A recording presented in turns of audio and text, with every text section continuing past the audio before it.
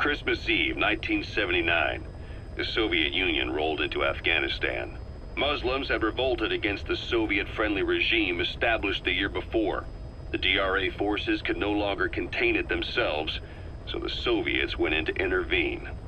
The Afghan government was powerless and fraught with infighting. They lost the hearts and minds of the people, and that alarmed the Soviet leadership. With the Islamic Revolution happening in Iran, the Soviets felt they had to act fast or risk the spread of Islamic revivalism.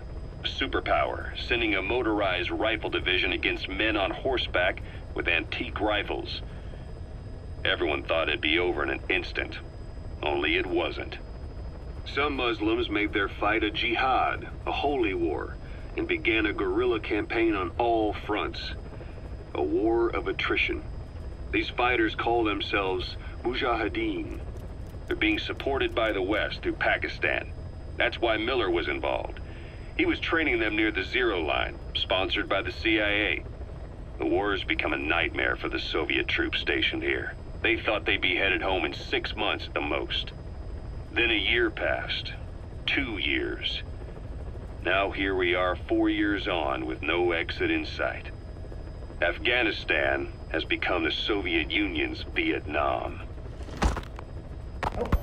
The Soviet troops on the ground want to go home, but at least they have homes to go back to. The Afghans have lost theirs. The Soviets destroy the kishlaks, villages, wherever they can. They burn down homes and fields, fill in wells, turn pastures into minefields. It's created a mass of refugees who fled to Pakistan.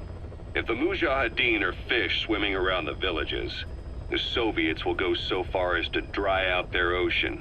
But this has had a big price.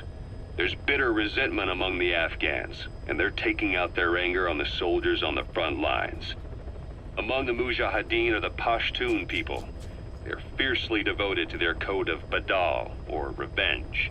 Soviets they've captured have had their hands, feet, and noses cut off before being left to die at the side of the road, just to show their comrades what they're capable of. Friendlies who come across them can do nothing but put them out of their misery. Then they burn down another village in retaliation. And the cycle of vengeance goes on.